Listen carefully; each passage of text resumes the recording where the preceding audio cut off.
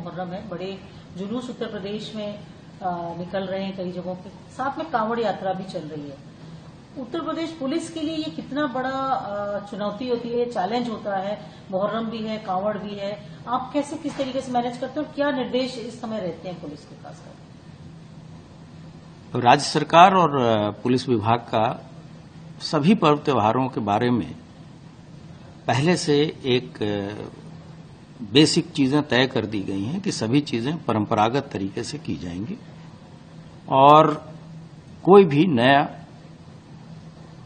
नई परंपरा नहीं शुरू होने दी जाएगी। इन मूल सिद्धांतों के आधार पर हम आगे बढ़ते हैं तथा अपने सभी धर्मगुरुओं से संपर्क करते हैं, पीस कमेटी के लोगों से संपर्क करते हैं और यही कारण है कि आपने देखा होगा पिछले 2017 के बाद से किसी भी पर्व त्योहार के दौरान किसी भी तरीके की अशांति नहीं हुई। हम लोगों ने इस बार भी राज्य सरकार के निर्देश पे जगह जगह पे जाके मेरे द्वारा स्वयं मुख्य सचिव महोदय के साथ समीक्षा की गई। हम लोग मेरठ भी गए, हम लोग अयोध्या जी भी गए, हम लोग मथुरा भी गए और हम लोगों ने इस बात को इंसिस्ट किया कि जो कांवड़ के दौरान डीजे चलते हैं या मुहर्रम के दौरान जो ताजिए बनते हैं उनकी एक हाइट सभी लोगों के साथ, उनकी जो ऊंचाई है उसको एक निर्धारित किया जाए, डीजे की आवाज को भी सीमित किया जाए जिससे धार्मिक चीजों से किसी को असुविधा न हो तथा जो भी श्रद्धालु हैं उनको उनकी भावनाओं को भी ठेस न पहुंचे। और हमें बहुत समर्थन भी मिल रहा है और आज 10वीं की मुहर्रम है, लगभग 15,000 जुलूस आज हैं और सभी चीजें शांतिपूर्ण तरीके से हो रही हैं। हम लोगों ने भारी मात्रा में फोर्स का भी व्यवस्थापन किया है। अगर आप देखें तो करीब 65 कंपनी पीएसी तथा 8 कंपनी सीआरपीएफ तथा हमारे जो सिविल पुलिस के बल हैं वो लगे हैं। उसके बाद से मुहर्रम के त्योहार के बाद से जो मुख्य त्योहार होगा वो लगभग सावन का 1 महीने का चलेगा। उसके लिए भी कुछ क्षेत्र विशेष में विशेष व्यवस्थाएं कराई जाती हैं। जैसे पश्चिमी उत्तर प्रदेश हुआ, हमारा रोहिलखंड का रीजन है, बरेली का रीजन है, फिर हमारा प्रयागराज का क्षेत्र है, वाराणसी का क्षेत्र है, अयोध्या जी और बस्ती मंडल का क्षेत्र है। इसके अलावा सभी जगहों पे जो शिवालय हैं वहां काफी सोमवारों को भीड़ होती है। इस बार सावन के महीने में 5 सोमवार पड़ रहे हैं तो वहां भी व्यवस्थाएं पूरी सजग और सतर्क रखी गई हैं।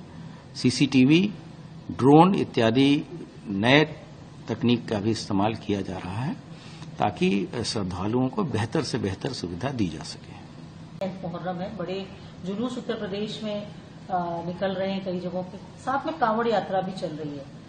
उत्तर प्रदेश पुलिस के लिए ये कितना बड़ा चुनौती होती है, चैलेंज होता है? मुहर्रम भी है, कांवड़ भी है, आप कैसे किस तरीके से मैनेज करते हैं और क्या निर्देश इस समय रहते हैं पुलिस के खासकर?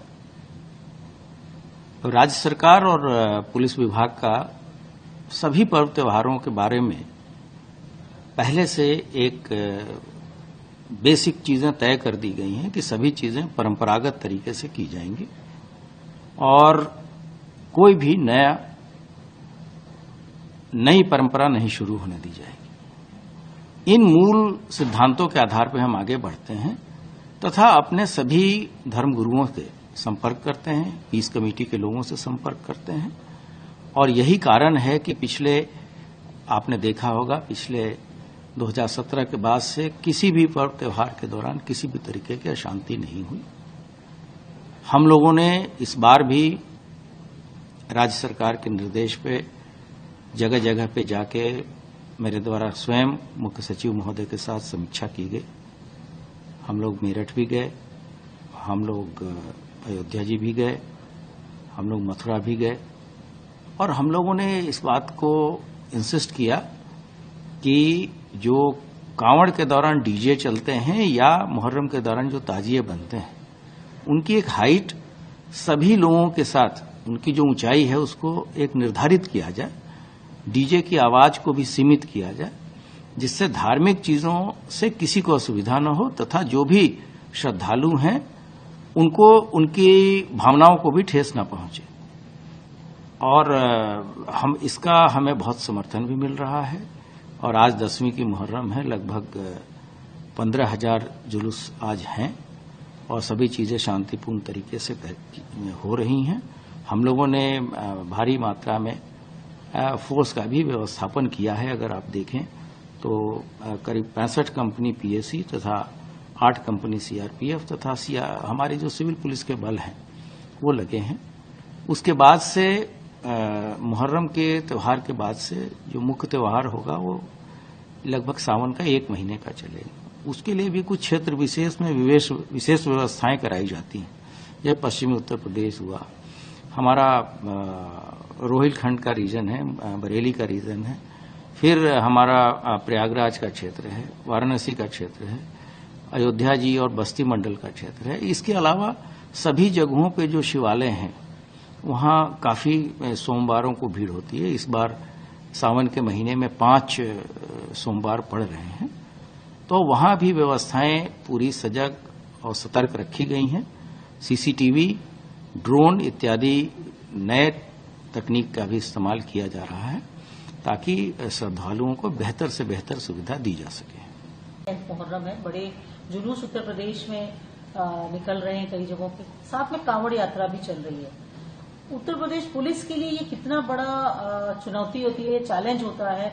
मुहर्रम भी है, कांवड़ भी है, आप कैसे किस तरीके से मैनेज करते हो? क्या निर्देश इस समय रहते हैं पुलिस के खासकर? राज्य सरकार और पुलिस विभाग का सभी पर्व त्योहारों के बारे में पहले से एक बेसिक चीजें तय कर दी गई हैं कि सभी चीजें परंपरागत तरीके से की जाएंगी और कोई भी नई परंपरा नहीं शुरू होने दी जाएगी। इन मूल सिद्धांतों के आधार पर हम आगे बढ़ते हैं तथा अपने सभी धर्मगुरुओं से संपर्क करते हैं, पीस कमेटी के लोगों से संपर्क करते हैं। और यही कारण है कि आपने देखा होगा पिछले 2017 के बाद से किसी भी पर्व त्योहार के दौरान किसी भी तरीके की अशांति नहीं हुई। हम लोगों ने इस बार भी राज्य सरकार के निर्देश पे जगह जगह पे जाके मेरे द्वारा स्वयं मुख्य सचिव महोदय के साथ समीक्षा की गई।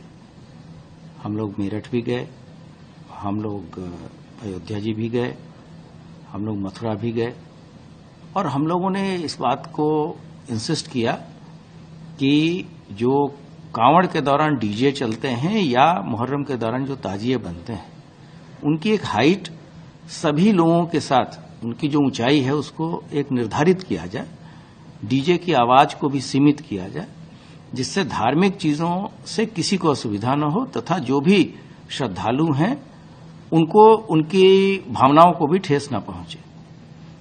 और हमें बहुत समर्थन भी मिल रहा है। और आज 10वीं की मुहर्रम है, लगभग 15,000 जुलूस आज हैं और सभी चीजें शांतिपूर्ण तरीके से हो रही हैं। हम लोगों ने भारी मात्रा में फोर्स का भी व्यवस्थापन किया है। अगर आप देखें तो करीब 65 कंपनी पीएसी तथा 8 कंपनी सीआरपीएफ तथा हमारे जो सिविल पुलिस के बल हैं वो लगे हैं।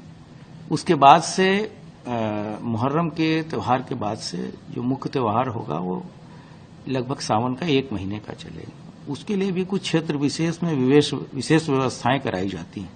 यह पश्चिमी उत्तर प्रदेश हुआ, हमारा रोहिलखंड का रीजन है, बरेली का रीजन है, फिर हमारा प्रयागराज का क्षेत्र है, वाराणसी का क्षेत्र है, अयोध्या जी और बस्ती मंडल का क्षेत्र है। इसके अलावा सभी जगहों पे जो शिवालय हैं वहां काफी सोमवारों को भीड़ होती है। इस बार सावन के महीने में 5 सोमवार पड़ रहे हैं, तो वहां भी व्यवस्थाएं पूरी सजग और सतर्क रखी गई हैं। सीसीटीवी, ड्रोन इत्यादि नए तकनीक का भी इस्तेमाल किया जा रहा है ताकि श्रद्धालुओं को बेहतर से बेहतर सुविधा दी जा सके।